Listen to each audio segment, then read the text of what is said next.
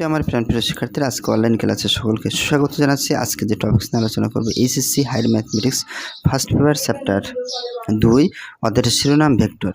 ভেক্টরের থেকে আমরা যে বেসিক অংশ চলতে চলে এবং পর্বে 5 দেখো শূন্য বা নাল ভেক্টর কি। আমরা সাধারণত শূন্য ভেক্টর বলে থাকি, আর নাল ভেক্টর সাধারণত ইংরেজিতে অনেক সময় বলে থাকি নাল ভেক্টর বা জিরো ভেক্টর যেটাকে বলে। দেখো কোনো ভেক্টরের মান শূন্য হলে ভেক্টরটিকে কি বলা এক কথা শূন্য ভেক্টর। এই শূন্য ভেক্টর আর কি থাকবে না দেখো, এবং থাকবে সেটা দেখো শূন্য ভেক্টর আদিবিন্দু ও প্রান্তবিন্দু একই থাকবে।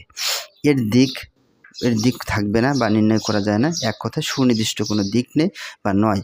একে আবার অনেক সময় আমরা অপ্রকৃত ভেক্টর বলতে পারি। এমসিকিউ আসলো নিচের কোনটি অপ্রকৃত ভেক্টর, শূন্য থাকলো আর বাদ বাকিগুলো অপশান অন্য কিছু থাকলো আমরা দিতে পারবো অপ্রকৃত ভেক্টর। ওকে, যেমন এ বি ভেক্টর চিহ্ন দিয়ে যদি শূন্য দেই, আবার শূন্য অনেক সময় নিচে দাগ দেই, এটাকে বলা হয় আন্ডারস্ক্রু হিসাবে কাজ করে আর কি। এরকম দিতে পারি আমরা অনেক সময়, নিচে যেহেতু দাগ আছে শূন্য নিচে, এই জন্য শূন্য ভেক্টর। আচ্ছা, এ বি ভেক্টর চিহ্ন আমরা অনেক সময় এমনও থাকতে পারে পরীক্ষায়, তখন বুঝে নিতে হবে এগুলো সবই শূন্য ভেক্টরের আওতাভুক্ত। ধন্যবাদ সকলকে।